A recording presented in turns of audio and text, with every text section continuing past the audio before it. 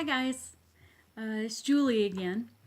I'm just looking through some old pictures in our wedding album, and I remembered this story from a long time ago. Um, do you remember these type of photo albums where you could put the pictures underneath the film and you could lift it up like that and then put it back down and seal it over?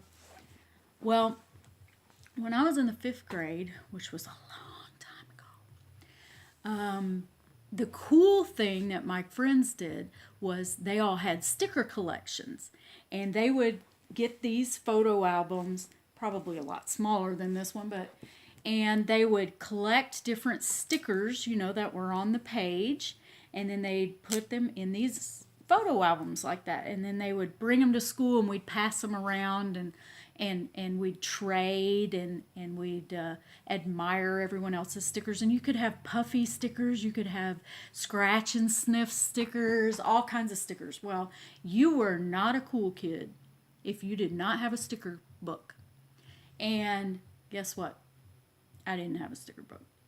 So I was totally uncool. And I remember one evening, my dad had taken me to Walmart. He was probably picking up some necessities, and we went down the album aisle for the photo albums, and I started asking my dad. I said, "Dad, there's a photo album right there that would be perfect for a sticker collection. Can I get it? Will you get it for me?" And he said, "No, I'm not going to get that for you."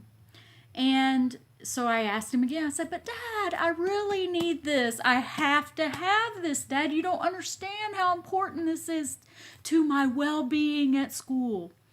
And he looked at me again and he said, "No, Julie, I'm not going to get that for you." And then by then I was just heartbroken. And I started saying things like, "Well, you don't love me. If you loved me, you would get me this photo album. And you don't understand that nobody likes me because I don't have this sticker album or sticker collection," or whatever it was. And he just looked at me, and I remember in his face there was a look of him being heartbroken too. And I didn't understand that, but I just thought, well, he just doesn't understand me at all. The adults, they're just too old fashioned to understand anything that we kids are going through. Well, a few weeks later was Christmas, and one of the presents that I opened from my dad was a photo album. And I remember looking at him, and he looked back at me, and I said, "I know now why you didn't get that for me, Dad.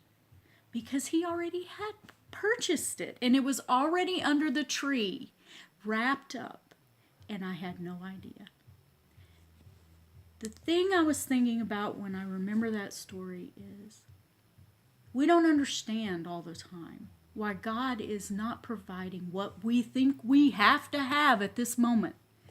And we're praying for it, and we're hoping for it, and then we get angry when he doesn't give it to us right away. "But I have to have it now. You don't understand how important this is to me. You just don't understand me at all. And if you loved me, you'd really give this to me." Well, in all honesty, maybe he is planning to give that to you. But his timing is totally different from our timing. And he waits until the time is best. He waits until he knows we're ready for it. Psalm 37:4 says, "Delight yourself in the Lord, and he will give you the desires of your heart." I believe that wholeheartedly, and I've seen him do that over and over through the years. Now, delighting yourself in the Lord does not mean, "Well, I guess I'll do this for you, Lord, and I guess I'll follow your commands in your Bible because I have to and because you said so." No, when you delight in something, that means you take pleasure in it, and you're happy to do it because you care about what it is that you're doing, and you believe in it strongly. And that's what I believe this verse means. You delight yourself in the Lord, and he'll give you the desires of your heart. Of course, that means you got to be living in accordance to his word too.